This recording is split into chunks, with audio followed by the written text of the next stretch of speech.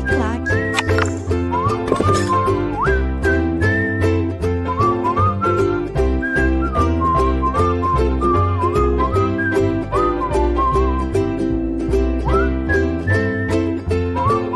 Olá, meus queridos, tudo bem? Como é que vocês estão? Firmes e fortes? Queridos, continuando, dando sequência, finalizando essa lei das organizações criminosas. No nosso encontro de hoje, nós vamos estudar sobre algumas condutas típicas, alguns tipos penais que estão vinculados no contexto das organizações criminosas. Veja você, na verdade, não são os crimes praticados no contexto da organização criminosa. Por exemplo, não é o tráfico de drogas no contexto da organização criminosa, não.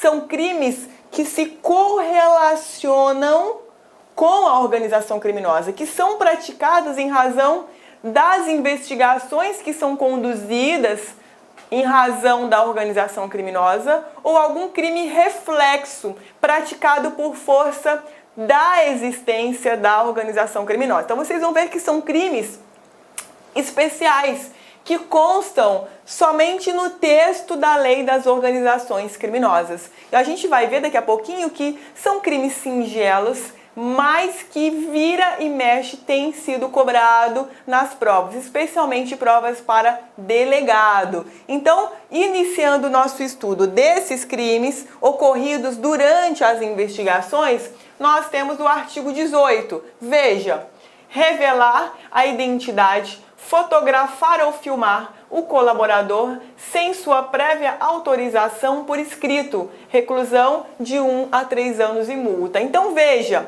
a pessoa ela tem que saber que ela não está autorizada a revelar a identidade, a fotografar, a filmar a pessoa que é a colaboradora. Então, por exemplo, se é um popular que está na rua, né? Viu o colaborador passando e bateu uma foto desse colaborador entrando no prédio da Justiça Federal. Essa foto vazou na internet. Ele vai responder por esse crime? Depende. Ele tinha conhecimento de que não podia revelar essa identidade, filmar ou fotografar? Então é necessário que haja esse conhecimento. Não há que se falar em modalidade culposa.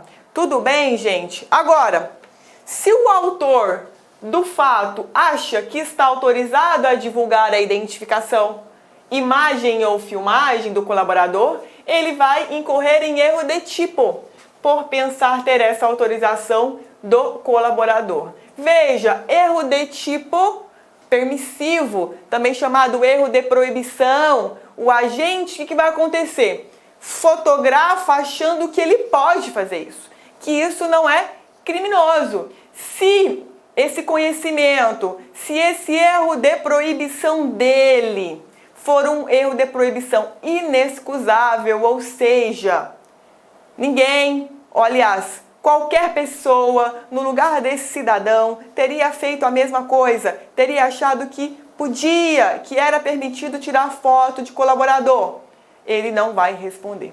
Agora, se no caso concreto, por exemplo, vamos pegar um advogado, fotografou o colaborador e difundiu essa imagem. Veja, isso não é um erro de tipo, não é um erro de proibição, ele é um advogado, ele sabe, tem conhecimento do nosso ordenamento, das nossas leis, então ele não pode ser amparado, por exemplo, por essa excludente. Então veja que depende de cada caso. Como isso é cobrado em prova, na sua prova? Nada disso que estamos falando. Quando cai em prova, eles só querem a redação da forma como está no artigo 18 e eles perguntam se cabe ou não modalidade culposa. Não cabe forma culposa do artigo 18. Tudo bem? Depois, na sequência, artigo 19. Imputar falsamente, sob pretexto de colaboração com a justiça, a prática de infração penal, a pessoa que sabe ser inocente, ou revelar informações sobre a estrutura de organização criminosa que sabe inverídicas. Então veja, reclusão de 1 a 4 anos. Isso aqui, gente, é uma modalidade especial de denunciação caluniosa. Porque veja, suponhamos que você é um colaborador. Você foi lá e mentiu e falou que fulano era coautor. Fulano está sendo investigado. Né? Então veja, nesse caso, você está incorrendo em um tipo especial, que é o do artigo 19. Veja, imputar falsamente a pretexto de colaborar a prática de infração para alguém que você sabe é inocente, ok? Então, geralmente são os colaboradores que mentem com relação a outras pessoas que eventualmente poderiam ter praticado os crimes, o crime de organização criminosa e os crimes no contexto das investigações criminosas, ok? Depois, gente, artigo 20, outro crime também. Descumprir determinação de sigilo das investigações que envolvam a ação controlada e infiltração de agentes. Ora, você foi lá e bateu com a língua nos dentes sobre os procedimentos de investigação. Veja, modalidade especial de violação de sigilo, que pode ser praticada por pessoas relacionadas à apuração, ou seja, os servidores que estão vinculados com as investigações ou que de alguma forma têm acesso ao conteúdo e acabem descumprindo a determinação do sigilo. Exemplo, às vezes é um filho do delegado, que por alguma razão o pai comentou no jantar, alguma coisa assim, e o filho acabou disseminando essas informações. Também ele está incorrendo aqui no artigo 20, esse filho, ok? Que de alguma forma ele quebrou esse sigilo, violou o sigilo. O delegado, mais do que ninguém, também, quando comentou isso na mesa de caso, também praticou essa violação. Tudo bem, gente? Olha só, o colaborador, por exemplo, ele não pode abrir o conteúdo da apuração. Então, se eu colaborei, fui lá e divulguei aquilo que eu colaborei, eu estou em curso, eu vou responder pelas penas do artigo 20 também, ok? Então, tanto o colaborador quanto aquele que está participando da estrutura das investigações, quanto aquele terceiro que não participa, mas tomou conhecimento e vazou a informação, qualquer uma dessas pessoas pode ser responsabilizada pelo artigo 20, ok? Também, na sequência, o outro crime: recusar ou omitir dados cadastrais, registros, documentos e informações requisitadas pelo juiz, Ministério Público ou delegado de polícia no curso de investigação ou de processo. Parágrafo único. Na mesma pena, incorre quem de forma indevida se apossa, propala. O que é propalar? Repassar para frente uma informação que você já recebeu. Divulga ou faz uso dos dados cadastrais de que trata essa lei. Também uma modalidade especial do crime de desobediência. Então, olha lá, requisitada a apresentação de dados, registros ou informações no curso da investigação ou do processo, o destinatário das requisições que se recusa, ele é omisso e por isso ele vai responder pelo crime do artigo 21, tá? Inclusive, pessoal, nesse parágrafo único, qual é a classificação do crime? É um crime próprio. Por quê? Porque só pode ser praticado pelas autoridades que são requisitantes, não é qualquer pessoa. Então, olha lá, só podem ser praticados pelas autoridades requisitantes e seus assessores que tomam conhecimento dos resultados das diligências realizadas, violando o dever legal de fidelidade institucional. Então, você está lá no seu setor, recebeu uma quebra de sigilo lá, né, para separar, filtrar aquilo que é de mais importante para as investigações e você vaza os outros dados. Então, veja, não é qualquer pessoa que pode praticar a forma do parágrafo único, mas somente aquele que tem acesso aos dados que recebeu em virtude das investigações, ok? Então, muita atenção para esse detalhe. Parágrafo único, coloca aí no material. Aqui no parágrafo único é um crime próprio, ok? Crime próprio. Tudo bem, meus queridos? Na sequência, aqui, pessoal, é rapidinho mesmo, tá? Não tem segredo. Você vai bater um olho, isso aqui, questão de 5, 10 minutos para ler os crimes e já matou. É muito rara a cobrança em provas desses tipos penais, tá? E não temos discussões doutrinárias ainda, nada. muito aprofundado. Por quê? Porque ainda agora estão sendo processados os crimes, agora que estourou essa onda de colaboração, os crimes do colaborador que vaza informação. Então os tribunais ainda não se posicionaram sobre nada, não temos muita novidade dos juízes, das decisões, é mais aquilo que está mesmo na lei, ok? Com relação ao processo e o procedimento, veja, artigo 22. Os crimes previstos na Lei das Organizações e as infrações penais conexas serão apuradas mediante procedimento do Código de Processo Penal. Exatamente, o procedimento a ser seguido é o Código de Processo Penal. Agora, com relação à instrução criminal, a gente tem um detalhe. Então, veja, a instrução criminal deverá ser encerrada em prazo razoável, o qual não poderá exceder a 120 dias. Gravem esse prazo.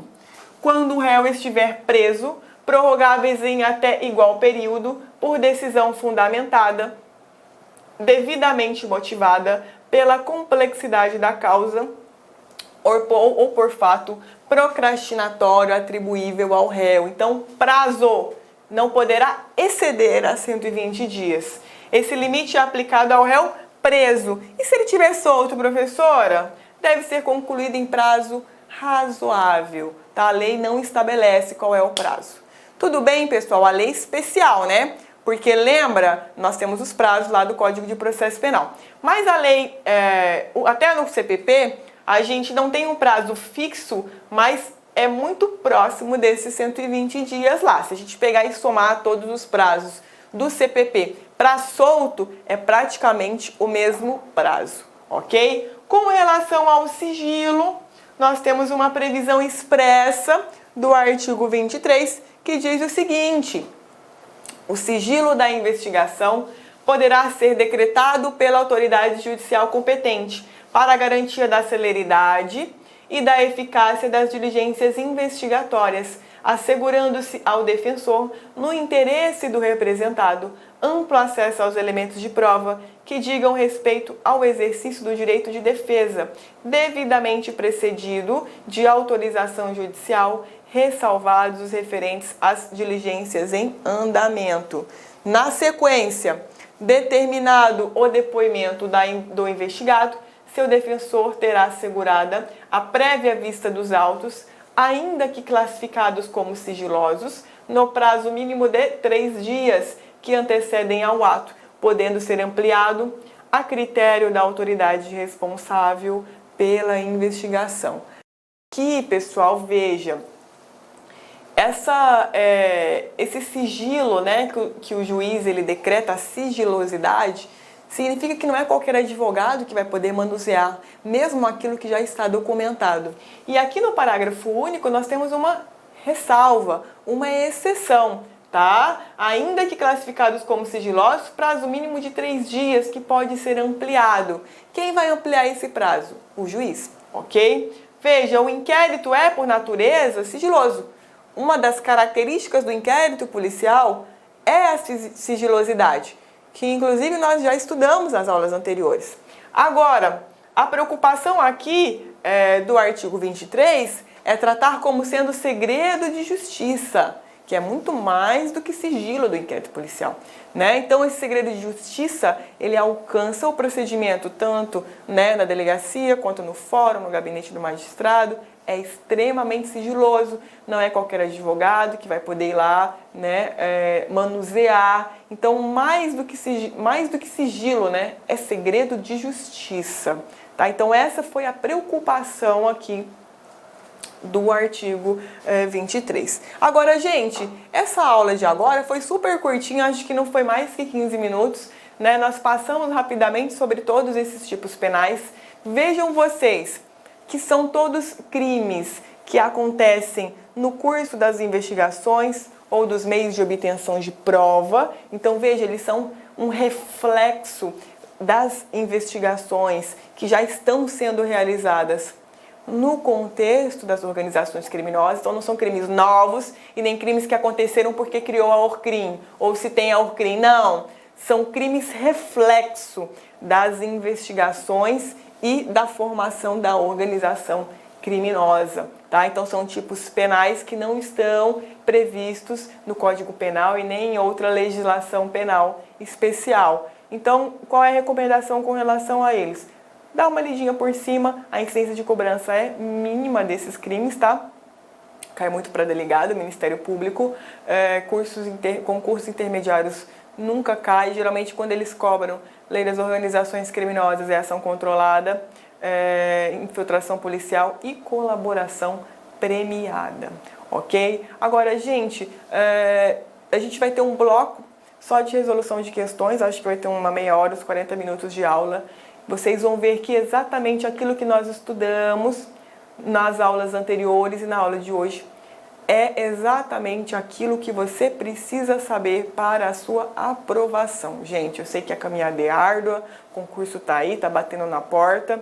Agora é a hora da gente dar o nosso gás, o nosso sprint, né? Vamos nos dedicar mesmo para alcançar esse sonho, que não é fácil de ser alcançado, mas a fila ela anda. Não podemos sair da fila, porque você sai da fila, meu amigo, depois para você voltar, tá virando quarteirão. Então, às vezes você tá cansado, põe seu banquinho na fila, mas não sai da fila não. Dá uma estudadinha, coloca, não deixa essa fila. Estuda um pouquinho, ai meu Deus, vou morrer hoje.